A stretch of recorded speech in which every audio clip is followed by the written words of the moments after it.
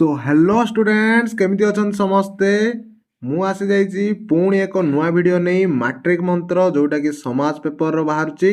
आज आमे करिवा प्रथम भाषा ओडिया वा FL Odia fast language Odia.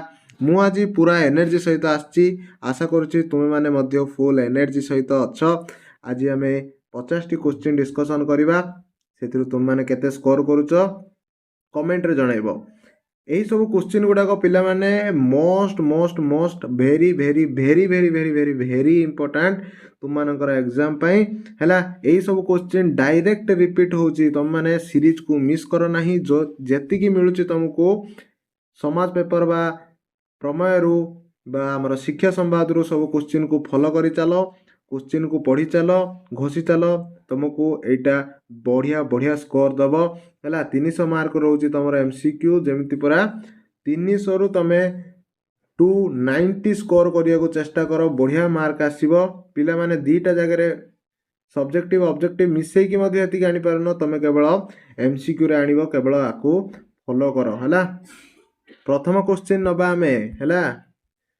Laxmikant को पिता प्रथमे अकिलाती कार्य केउठारे आरंभ करथिले? पिला माने आर पीडीएफ भी तुमको मिल जाउची, मिलुची ना नहीं? जो माने मिलुची जहाको से माने यस कहिबो, जो माने को मिलुनी से माने नो कहिबो। मु तुमको लिंक दे देबी, ग्रुप रे जॉइन हेबो फ्री ऑफ कॉस्ट। पिला माने किछि पैसा नहीं, फ्री ऑफ कॉस्ट हैला, तुमको फ्री ऑफ कॉस्ट रे दिया जीवो सब किछि। लक्ष्मीकांत को पिता प्रथमे अकिलाती कार्य केउठारे आरंभ करथिले? भद्रक, बालेश्वर, कटक, बारिपदा।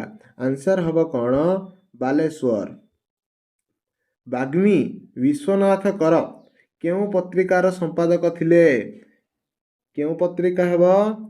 उत्कल साहित्य पत्रिका। कौन हबो? उत्कल साहित्य पत्रिका।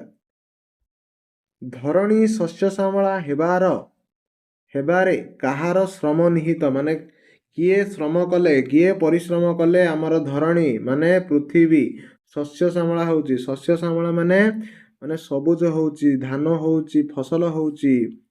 श्रमजीवी मानकर जत्न, नव युवक मानकर जत्न, पल्लीर नवागत आगमन माने नुआ नुआ रे जो माने गाँ को आसे तांकर, ना वृद्ध मानकर पुराण आलोचना कले होउची? काहार होउची? ऑब्वियसली जो माने श्रम करूचंदे सेमानंकर जत्न करिवा द्वारा, सेमाने श्रम करिवा द्वारा, सेमानंक द्वारा धरणी हमर शस्य श्यामला होउची। किए शशि कला परी दिना खिणा होई गले? जन्मभूमि पाठर क्वेश्चन, एटा भी जन्मभूमि रो थिला, ये भी जन्मभूमि रो। राधा, गोपनारी, यशोदा, नंदराजा एटा केते थर रिपीट हेची? मोस्ट रिपीटेड क्वेश्चन टा एटा हैला। कि हबो आंसर? कौन हबो आंसर? हबो राधा शशि कला परी दिना और खिणा होई गले। ग्रीसीय सभ्यतार आदर्श कौन थिला? ता पर पाठ हैला। सभ्यता विज्ञान रो आदर्श तांकर कौन थिला? आदर्श तांकर थिला भोग हैला। ग्रीसीय सभ्यतार आदर्श थिला कौन? भोग। पिला माने भाबुछ ए क्वेश्चन टा कोठु आसिला? सभ्यता विज्ञान पाठ हैला। 62 नंबर पेज काढिबो, पूरा ऊपर एगा देइछि हैला। गणित शास्त्र विज्ञान रो केउ विभाग रो अंतर्गत? जीव विज्ञान, उद्भिद विज्ञान, जड़ विज्ञान, कला विज्ञान। कोटी कोटी उत्तर हबो? केउटी उत्तर हबो? आंसर हबो कौन? जड़ विज्ञान।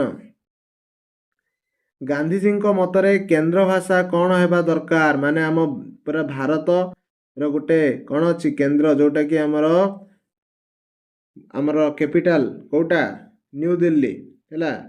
माने केंद्र भाषा गोटे रोचे, आमे जोटी रोचंती सेइटर गोटे भाषा रोचे। तो गांधीजी मतरे केंद्र भाषा कौन हेबा दरकार? इंग्राजी, आंचलिक भाषा, हिंदी भाषा, मराठी भाषा। हिंदी भाषा जोटा कि एबे मध्य अछि राष्ट्र भाषा हमर हैला।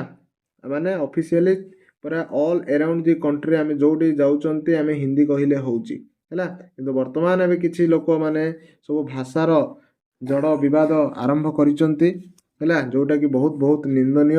आमे समस्त भारतीय होइकी रहिबाकू पड़िबो, एमिति भाषा पय माडगोळ हेले हबो नाही। केउ भाषा शासनर माध्यम होई रहिले आंचलिक भाषा गुड़िक गुरुत्व रहिबो नाही? शासनर माध्यम माने पिला माने शासन करिबा पई देशर कागज पत्र, देशर मीटिंग, देशर न्यूज सब जदि କ'ଣ ରହିବ? କେଉଁ ଭାଷା ରହିଲେ ଆଞ୍ଚଳିକ ଭାଷାକୁ ଗୁରୁତ୍ୱ ଦିଆଯିବନି ବୋଲି କୁହାଗଲା ଏଠାରେ? ଇଂରେଜୀ ଭାଷା ରହିଲେ। ପଢ଼ିଛ ଏଇଟା ମାତୃଭାଷା ଲୋକଶିକ୍ଷାରେ। କିଏ ଏକାଦ୍ରିକ୍ରମେ 5-6 ଦିନ ସମାଧିରେ ଲୀନ ହୋଇଯାଉଥିଲେ? ଏଇଟା ନରେନ୍ଦ୍ର ବିବେକାନନ୍ଦରୁ ଆସିଲା। ଆଉ ବିବେକାନନ୍ଦ ମଧ୍ୟ ଆଙ୍କ ପରି ହେବାକୁ ଚାହୁଁଥିଲେ। କ'ଣ ହେବ ଆନ୍ସର? ଆନ୍ସର ହେବ ଶୁକଦେବ। କାରଣ ନରେନ୍ଦ୍ର ମଧ୍ୟ ଚାହୁଁଥିଲେ ଯେ ସିଏ ମଧ୍ୟ ଶୁକଦେବଙ୍କ ପରି 5-6 ଦିନ ଏକାଦ୍ରିକ୍ରମେ ସମାଧିରେ ରହିବା ପାଇଁ। ପଢ଼ିଛନ୍ତି ଆମେ ଏଇଟା। ଭାରତୀୟ ଦର୍ଶନର ମୂଳମନ୍ତ୍ର ଗ୍ରୀଷ୍ମର ପଢ଼ିଲ, ତାଙ୍କର ଥିଲା କ'ଣ? ଭୋଗ। କିନ୍ତୁ ଭାରତୀୟ ଦର୍ଶନର ମୂଳମନ୍ତ୍ର କ'ଣ? ଏଠି କ'ଣ ହେବ? ଭୋଗବିଳାସ, ତ୍ୟାଗ ଭୋଗ, ଈଶ୍ୱର ସେବା ହିଁ ମନୁଷ୍ୟର ସେବା। ମାନେ ଈଶ୍ୱର ସେବା ହିଁ ମନୁଷ୍ୟ ସେବା ନା ମନୁଷ୍ୟର ସେବା ହିଁ ଈଶ୍ୱର ସେବା? ଆନ୍ସର କ'ଣ ହେବ? ମନୁଷ୍ୟର ସେବା ହିଁ ଈଶ୍ୱର ସେବା। ତାପରେ ଓଡ଼ିଆ ସାହିତ୍ୟର ପ୍ରଥମ ପ୍ରବନ୍ଧ କେଉଁଟା ଥିଲା? ଓଡ଼ିଆ ସାହିତ୍ୟର ପ୍ରଥମ ପ୍ରବନ୍ଧ କ'ଣ ଥିଲା? ଚନ୍ଦ୍ରଭାଗା, ସତ୍ୟବାଦୀ, ଉତ୍କଳ ସାହିତ୍ୟ, ବିବେକୀ। କେଉଁଟା ହେବ ଆନ୍ସର? ଆନ୍ସର କ'ଣ ହେବ? ବିବେକୀ। ବିବେକୀ ଥିଲା ଓଡ଼ିଆ ସାହିତ୍ୟର ପ୍ରଥମ ପ୍ରବନ୍ଧ। ମୋଷ୍ଟ ଇମ୍ପୋର୍ଟାଣ୍ଟ କ୍ୱେଶ୍ଚିନ୍, ମନେ ରଖିଦିଅ, ଏକ୍ଜାମ୍ରେ ନିଶ୍ଚିତ ଭାବରେ ଆସିବ। ଓଡ଼ିଆ ସାହିତ୍ୟର ପ୍ରଥମ ପ୍ରବନ୍ଧର ନାମ ବିବେକୀ। ଏବେ ଆମେ ଯିବା 11 ନମ୍ବର କ୍ୱେଶ୍ଚିନ୍, 12 ନମ୍ବର ଓଡ଼ିଆ ସାହିତ୍ୟର ପ୍ରଥମ ଗଳ୍ପ କେଉଁଟା? ପ୍ରବନ୍ଧ ଦେଖିଲେ, ଏବେ ଦେଖିବା ଗଳ୍ପ। ଗଳ୍ପ କେଉଁଟା? ବିବେକୀ, ରେବତୀ, ଚନ୍ଦ୍ରଭାଗା, ଉତ୍କଳ ଭ୍ରମଣ। ଆନ୍ସର ହେବ ରେବତୀ ପ୍ରଥମ ଗଳ୍ପ। କ'ଣ? ରେବତୀ। ତାପରେ ଦେଖିବା ସମୁଦ୍ର ତଟରେ କେଉଁ ବୃକ୍ଷମାନ ଉତ୍କଳ ମାତାକୁ ସୁଶୋଭିତ କରୁଛି? ବନ୍ଦେ ଉତ୍କଳ ଜନନୀ ହେଲା। ତାଳ ତମାଳ ସୁଶୋଭିତ କ'ଣ? ତୀରା। ତ ତାଳ ତମାଳ ଗଛ ହେବ ନା ନାହିଁ? ନିଶ୍ଚିତ ହେବ। ଉତ୍କଳ ମାତାର ପାଦ ଦେଶରେ କେଉଁଭଳି ନଦୀ ବହି ଯାଉଛି ରେ? ଶୁଭ୍ର ତଟନୀ, ଶିଖର ସମୀରା, ଏମିତି ଗୋଟେ ପଢ଼ିଛନ୍ତି। ତ ଶୁଭ୍ର ତଟନୀ ହେବ ହେଲା। ଶ୍ଵେତ ତଟନୀ ସେମିତି କିଛି ନାହିଁ, ନୀଳ ନାହିଁ, କୃଷ୍ଣ ନାହିଁ, ଆମେ ପଢ଼ିଛନ୍ତି ଶୁଭ୍ର ତଟନୀ। କିଏ କେବଳ କ୍ୱେଶ୍ଚିନ୍ ଆନ୍ସର କରିବି ନଥିବ ନା, ଥରେ ଯଦି ସେ ଗୀତଟାକୁ ଶୁଣିଥିବ କିମ୍ବା ପଢ଼ିଥିବ, ସିଏ ଅପସନ୍ ସି ବା ଗ ମାରିକି ଆସିବ। ଆଉ ଯିଏ ମାରିକି ଅଲଗା ଆସିଲା ତାଠୁ ମୂର୍ଖ ଆଉ କେହି ନାହିଁ ହେଲା।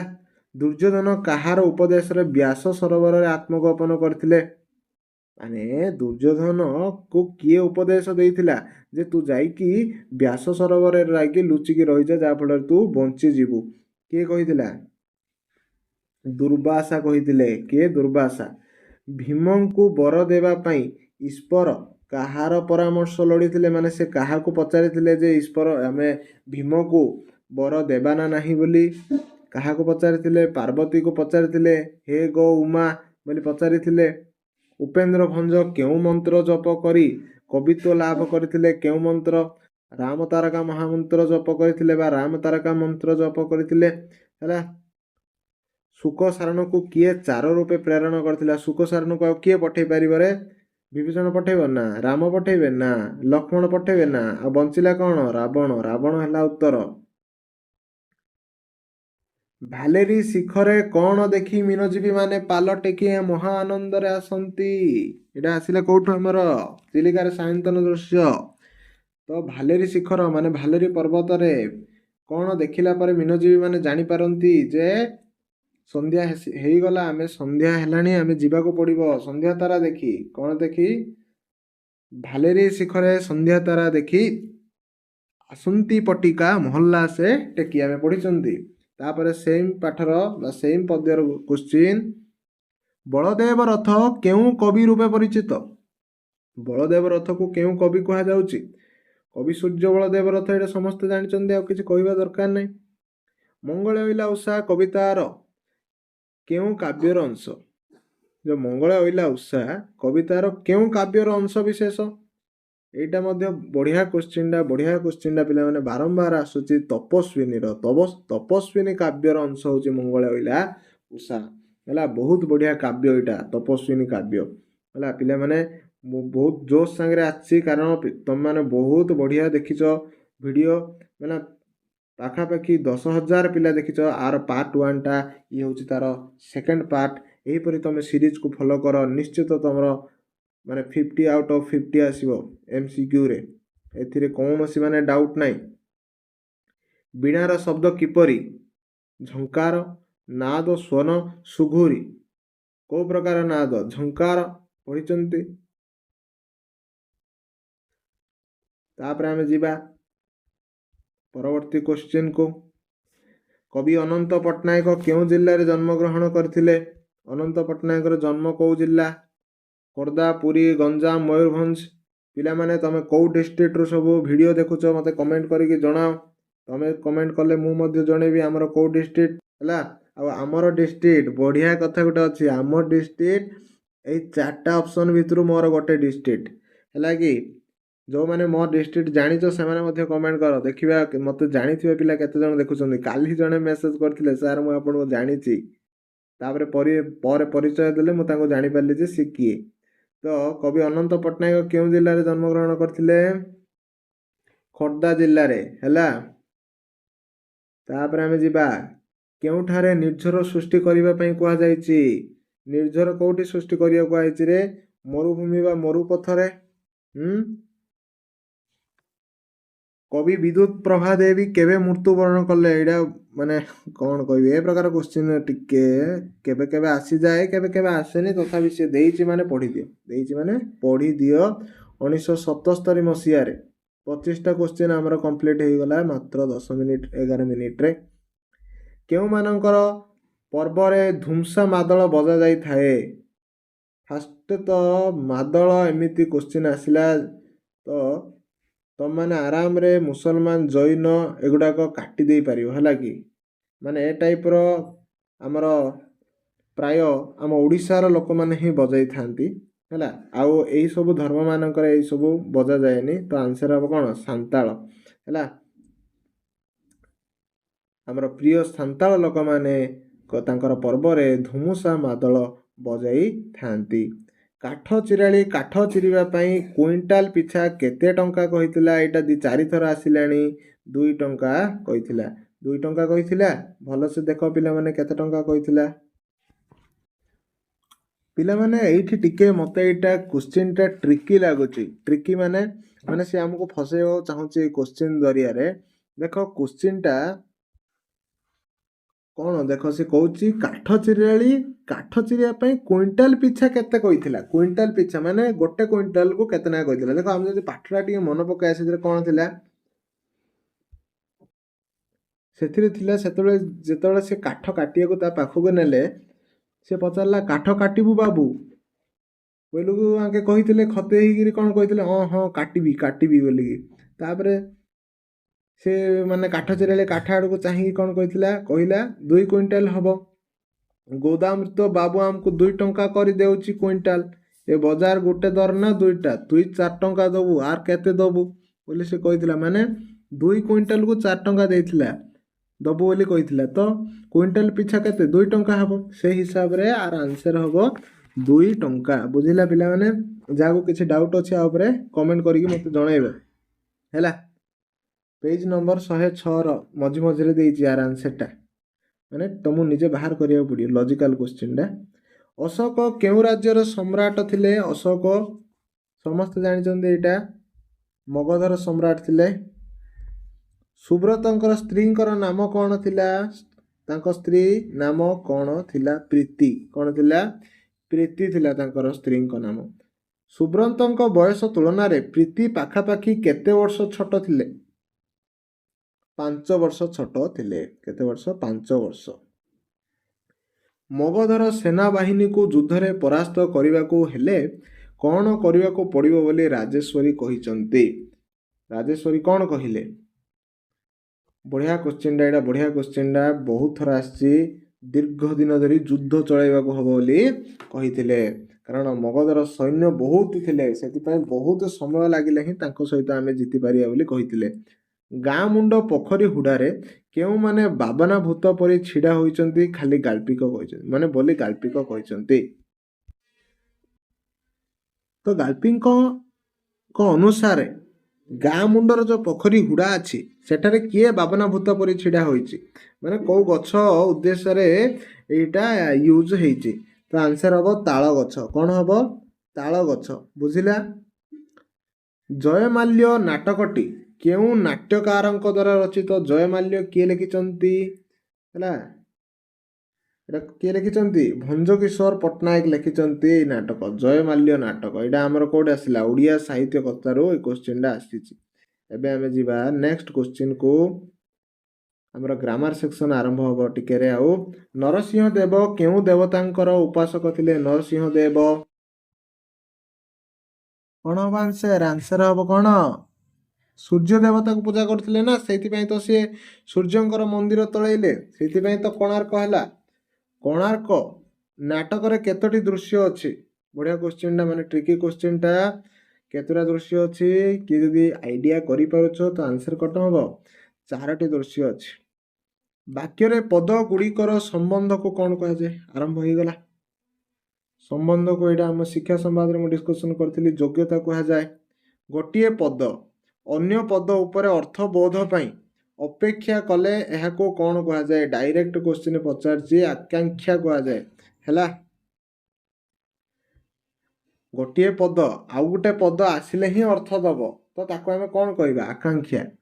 ପଦ ମଧ୍ୟରେ କ'ଣ ରହିବାକୁ ନତ୍ୱବିଧି କୁହାଯାଏ? ଏଇଟା ବି ଡାଇରେକ୍ଟ କୋଶ୍ଚିନ୍ ପଚାରିଛି। ନ ସ୍ଥାନରେ ଅଣ ଥିଲେ, ନ ସ୍ଥାନରେ ଅଣ ଥିଲେ ତାକୁ ଆମେ ନତ୍ୱବିଧି ବୋଲି କହିବା। ବିଦୀର୍ଣ୍ଣ କେଉଁ ବର୍ଣ୍ଣ ପରେ ଅଣ ହୋଇଛି? ବିଦୀର୍ଣ୍ଣ। ଯଦି ଆମେ ଆକୁ ମନେ ପକାଇବାକୁ ଚେଷ୍ଟା କରିବା, ବିଦିଇରିନ ଏମିତି ଲେଖା ହେଇଛି ନା, ସେଥିପାଇଁ କ'ଣ ହବ ଆନ୍ସର? ଆନ୍ସର ହବ ଏଠାରେ, ଆନ୍ସର ହବ ଖ ଅପସନ୍, ର ପରେ ଅଣ ହୋଇଛି। ହେଲା, ବିଦୀର୍ଣ୍ଣ, ବିଦୀର୍ଣ୍ଣ ର। ହେଲା, ଲେଖିବି ନା ବୁଝିଗଲ? ଯଦି ବୁଝିନାହ ଲେଖିଦେବି। ଯଦି ଫାଷ୍ଟ ରହିବ ଆମର ବ ଇ ଦ, ହେଲା, ଆଉ ଥରେ ବଡ଼ ଇ, ହେଲା, ବଡ଼ ଇ, ତାପରେ ର ନ ବିଦୀର୍ଣ୍ଣ, ହେଲା, ର ପରେ କ'ଣ ହେଇଛି? ଅଣ ହେଇଛି। ହେଲା, ମିତ୍ରାକ୍ଷର ଛନ୍ଦକୁ କେତେ ଭାଗରେ ବିଭକ୍ତ କରାଯାଇଛି? ମିତ୍ରାକ୍ଷର ଛନ୍ଦକୁ କେତେ ଭାଗରେ ବିଭକ୍ତ କରାଯାଇଛି? କ'ଣ ହବ? ତାର ଆନ୍ସର କ'ଣ ହବ? ଆନ୍ସର ହବ 3 ଭାଗରେ ବିଭକ୍ତ କରାଯାଇଛି। ସେଗୁଡ଼ିକ କ'ଣ କ'ଣ ତମମାନେ ମୋତେ କମେଣ୍ଟ କରିକି ଜଣାଇବ। ହେଲା, ମିତ୍ରାକ୍ଷର, ଅମିତ୍ରାକ୍ଷର, ଆଉ ମାନେ ଯାହା ବି ତମେ ମୋତେ କମେଣ୍ଟ କରିକି ଜଣାଇବ। ଦେଖିବା ତମେ ମାନେ କେତେ ମନେ ରଖିଛ ମିତ୍ରାକ୍ଷରକୁ। ଛାଡ଼, ତମମାନେ କମେଣ୍ଟ କରିବ କି ନାହିଁ, ସଠିକ୍ ଉତ୍ତରଟା ମୁଁ କହିଦେଉଛି। ହେଲା, ମିତ୍ରାକ୍ଷରକୁ 3 ଭାଗରେ ବିଭକ୍ତ କରାଯାଇଛି। ଗୋଟେ ହେଉଛି ପୂର୍ଣ୍ଣ ମିତ୍ରାକ୍ଷର, ଆଉ ଗୋଟେ ହେଉଛି ଅପୂର୍ଣ୍ଣ ମିତ୍ରାକ୍ଷର, ଆଉ ଗୋଟେ ହେଉଛି ଏକାନ୍ତର ମିତ୍ରାକ୍ଷର। ଛନ୍ଦ ଅଳଙ୍କାର, ଯେଉଁଟାକି ବ୍ୟାକରଣର 5ମ ଅଧ୍ୟାୟରେ ଏଇ କୋଶ୍ଚିନ୍ଟା ମାନେ 53 ନମ୍ବର ପେଜର ପ୍ରଥମରେ ହିଁ ଦେଇଛି। ଛନ୍ଦ ସାଧାରଣତଃ 2 ପ୍ରକାରର, ଗୋଟେ ହେଉଛି ମିତ୍ରାକ୍ଷର, ଆଉ ଗୋଟେ ହେଉଛି ଅମିତ୍ରାକ୍ଷର। ମାନେ ଛନ୍ଦକୁ 2 ପ୍ରକାର ବିଭକ୍ତ କରାଯାଇଛି, ଯେଉଁଟାକି ମିତ୍ରାକ୍ଷର, ଅମିତ୍ରାକ୍ଷର। ମିତ୍ରାକ୍ଷରକୁ 3 ଭାଗରେ ବିଭକ୍ତ କରାଯାଇଛି, ପୂର୍ଣ୍ଣ ମିତ୍ରାକ୍ଷର, ଅପୂର୍ଣ୍ଣ ମିତ୍ରାକ୍ଷର, ଏକାନ୍ତର ମିତ୍ରାକ୍ଷର। ବୁଝିପାରିଲ? ଚାଲ ଆମେ ଯିବା କେଉଁ ଛନ୍ଦକୁ 3 ଭାଗରେ ବିଭକ୍ତ କରାଯାଇଛି। କେଉଁ ଛନ୍ଦକୁ? ଜଷ୍ଟ ଏବେ କହିଲି, ମାନେ ଜଷ୍ଟ କ'ଣ ଆଉ ପୂର୍ବ କୋଶ୍ଚିନ୍ ହିଁ ଥିଲା। କ'ଣ ହବ ଆନ୍ସର? ମିତ୍ରାକ୍ଷରକୁ ଛନ୍ଦକୁ କ'ଣ 3 ଭାଗରେ ବିଭକ୍ତ କରାଯାଇଛି। ପଦର ପ୍ରତ୍ୟେକ ପଂକ୍ତିକୁ କ'ଣ କୁହନ୍ତି? ପଦର ପ୍ରତ୍ୟେକ ପଂକ୍ତିକୁ ପାଦ କହୁଛନ୍ତି। ହେଲା, ଯାହାଦ୍ୱାରା ଅର୍ଥ ରମଣୀୟ ଓ ଚିତ୍ତାକର୍ଷକ ହୁଏ ତାହାକୁ କ'ଣ କୁହାଯାଏ? ରମଣୀୟ ଓ ଚିତ୍ତାକର୍ଷକ କାହା ଦ୍ୱାରା ହୁଏ? ଆମେ ପଢ଼ିଥିଲେ ଡାଇରେକ୍ଟ କୋଶ୍ଚିନ୍, ଅର୍ଥାଳଙ୍କାର। କାହା ଦ୍ୱାରା? ଅର୍ଥାଳଙ୍କାର ଦ୍ୱାରା ହୁଏ। ପଦ ମଧ୍ୟରେ ଏକ ବା ଏକାଧିକ ବ୍ୟଞ୍ଜନ ବର୍ଣ୍ଣ ବାରମ୍ବାର ଉଚ୍ଚାରିତ ହେଲେ ତାକୁ କ'ଣ କୁହାଯାଏ? ତାକୁ କେଉଁ ଅଳଙ୍କାର କୁହାଯାଏ? ଯମକ, ଶ୍ଲେଷ, ଅନୁପ୍ରାସ, ଉପମା। ଯମକ, ଶ୍ଲେଷ, ଅନୁପ୍ରାସ, ଉପମା। କୋଉଟା ହବ ଆନ୍ସର? ଆନ୍ସର ହବ ଅନୁପ୍ରାସ ଅଳଙ୍କାର। କ'ଣ? ଅନୁପ୍ରାସ ଅଳଙ୍କାର। ଅନୁପ୍ରାସ ଅଳଙ୍କାରର କାହାକୁ କିଛି ମାନେ ମନେ ପଡ଼ୁଛି କି? ଯେମିତିକି କ ବାରମ୍ବାର ୟୁଜ୍ ହେଇଥିଲା କାହିଁରେ? ଉତ୍କଳ, କମଳା, ବିଳାସ, ଦୀର୍ଘିକା, ମରାଳ, ମାଳିନୀ, ନୀଳାମ୍ଭୁ, ଚିଲିକା। କର ବାରମ୍ବାର ଆବୃତ୍ତି ହେଇଛି, ଅଳର ବାରମ୍ବାର ଆବୃତ୍ତି ହେଇଛି, ମର ବାରମ୍ବାର ଆବୃତ୍ତି ହେଇଛି, ସେଥିପାଇଁ ସିଏ ହେଲା ଅନୁପ୍ରାସ। ବା ଦେଖି ନବ କଳିକା ବକାଳିକା ମାଳିକା ଆଳି କାଳିକା କାନ୍ତସ୍ୱରୀ ରକ୍ଷା କେମନ୍ତେ କରି କରିବା ମତ କରି ଗତି କି ଏମନ୍ତ ବିଚାରି, ଯୋଉଟାକି ଲାବଣ୍ୟବତୀ ଉପେନ୍ଦ୍ର ଭଞ୍ଜଙ୍କ ଲେଖା ହେଇଛି। ଅନୁପ୍ରାସ ଶବ୍ଦ ଅଳଙ୍କାର ବ୍ୟବହାର କରାଯାଇଛି। ତାପରେ ଅନୁପ୍ରାସର ଗୋଟେ କ୍ୱେଶ୍ଚିନ୍ ଆସିଲା, ଅନୁପ୍ରାସ ଅଳଙ୍କାରରେ କେଉଁ ବର୍ଣ୍ଣର ବାରମ୍ବାର ଉଚ୍ଚାରଣ ହେଇଛି? ଅନୁପ୍ରାସରେ ବ୍ୟଞ୍ଜନ ବର୍ଣ୍ଣ, ସ୍ୱର ବର୍ଣ୍ଣ, ଅବର୍ଗ୍ୟ ବର୍ଣ୍ଣ, ବର୍ଗୀୟ ବର୍ଣ୍ଣ। ଜଷ୍ଟ ଏବେ ଦେଖିଲେ କ'ଣ ବ୍ୟଞ୍ଜନ ବର୍ଣ୍ଣର ବାରମ୍ବାର ବ୍ୟବହାର ହେଉଛି। ଯେଉଁ ଶବ୍ଦ ପ୍ରକୃତ ଅର୍ଥ ପ୍ରକାଶ ନ କରି ଭିନ୍ନାର୍ଥ ପ୍ରକାଶ କରେ ତାକୁ କି ଶବ୍ଦ କୁହାଯାଏ? ତାକୁ ରୂଢ଼ ଶବ୍ଦ କୁହାଯାଏ। କ'ଣ? ରୂଢ଼ ଶବ୍ଦ। ଯେଉଁ ରୂଢ଼ିର ପଦ ସଂହତିରେ କ୍ରିୟାପଦ ନଥାଏ, ପଦ ସଂହତିରେ କ୍ରିୟାପଦ ନଥାଏ ତାକୁ କି ରୂଢ଼ି କୁହାଯାଏ? ତାକୁ କି ରୂଢ଼ି କୁହାଯାଏ? ସମସ୍ତେ ଜାଣିଛନ୍ତି ଏଇଟା କ୍ରିୟାହୀନ ରୂଢ଼ି। କାରଣ ସେ କ'ଣ କହିଲା? କ୍ରିୟାପଦ ନାହିଁ ବେଲେ କ୍ରିୟାହୀନ ରୂଢ଼ି, କ୍ରିୟା ଅଛି ବେଲେ କ୍ରିୟା ଯୁକ୍ତ ରୂଢ଼ି। ତୁଳନା କରାହେଇଛି ମାନେ ତୁଳନାତ୍ମକ ରୂଢ଼ି ହେଲା। ରୂଢ଼ି ତ 3 ଭାଗରେ ବିଭକ୍ତ ହୋଇଛି। ଅଟ ମୁହଁରେ ଜିରା ଉକ୍ତିଟିର ଅର୍ଥ କ'ଣ? ଅଟ ମୁହଁରେ ଜିରା ଅଧିକା ଆଶା କରୁଥିବାକୁ ମାନେ ଅଳ୍ପ ମିଳିବା, ମାନେ ବେଶୀ ଆଶା କରୁଥିବ ଏମିତି ମିଳିଯିବ ସେମିତି ମିଳିଯିବ, ତାକୁ କ'ଣ? ଅଳ୍ପ ମିଳିବ। ଯେମିତିକି ମୁଁ ତୁମଠୁ ବେଶୀ ଆଶା କରିଦେଉଛି ମୋର ଭିଡ଼ିଓ, ମାନେ ତୁମେମାନେ ଆରମ୍ଭରୁ ଶେଷ ଦେଖୁଛ, ଭଲ ମାନେ ତୁମମାନଙ୍କ ପାଇଁ ମୁଁ ପରିଶ୍ରମ କରୁଛି, ତୁମମାନେ ମୋ ପାଇଁ କିଛି କରୁଛ, ମୋତେ ଅଟ ମୁହଁରେ ଜିରା ମିଳୁଛି। କାରଣ ତୁମମାନେ ସେମିତି ମୋତେ ଦେଉଛ, ଆଉ କ'ଣ କରିବା। ଖୋଳ ପର୍ବତ ମାର ମୂଷାର ଅର୍ଥ କ'ଣ? ମାନେ ପର୍ବତ ଖୋଳିକି କ'ଣ ମୂଷା ମାରିବା, ତାର ଅର୍ଥ କ'ଣ ହେଉଛି? ଏକ୍ଜାକ୍ଟଲି ଅର୍ଥ ହେଉଛି ସାମାନ୍ୟ କାମ ପାଇଁ ବହୁ ଶ୍ରମ ବା ପରିଶ୍ରମ ବା ଚେଷ୍ଟା କରିବା। ଆଗତ ଚଢ଼େଇକି ବେସର ବଟା, ଆଗତ ଚଢ଼େଇକି ବେସର ବଟା ଅର୍ଥ କ'ଣ? ଆର ଅର୍ଥ ହେଉଛି ହାତକୁ ଜିନିଷ ଆସିବା ପୂର୍ବରୁ ଉପଯୋଗ ପାଇଁ ପ୍ରସ୍ତୁତ ହେବା, ନା ଅତି ବୁଦ୍ଧିଆ, ନା ନିଜେ ସମର୍ଥ ହେବା, ନା ଅସମ୍ଭବ କଥା କଳ୍ପନା କରିବା। ମାନେ ଚଢ଼େଇ ଆସିନି ତାକୁ ମାରିକି ତାକୁ ଖାଇଦେବି ବୋଲି ଭାବିକି ବେସର ବଟା ହେଇଯାଇଛି। ମାନେ କ'ଣ? ହାତକୁ ଜିନିଷ ଆସିବା ପୂର୍ବରୁ ପ୍ରସ୍ତୁତି ତା ପାଇଁ ଜୋରଦାର ହେଇଛି। ତ ତୁମମାନଙ୍କୁ ମୁଁ 22ରୁ 23 ମିନିଟ୍ରେ କ'ଣ କଲି, ଗୋଟେ 50 ମାର୍କ MCQର ଗୋଟେ ସେଟ୍ କରେଇଲି, ଯେଉଁଟାକି ସମାଜ ପେପରରୁ ଆସିଛି। ଆଉ ବହୁତ ଇମ୍ପୋର୍ଟାଣ୍ଟ ପିଲାମାନେ ଆକୁ ତୁମମାନେ କରିକି ହିଁ ଏକ୍ଜାମ୍କୁ ଯିବ, ମାନେ ଏଇ ସିରିଜ୍କୁ ପୁରା ଫଲୋ କରିବ ହେଲା କି।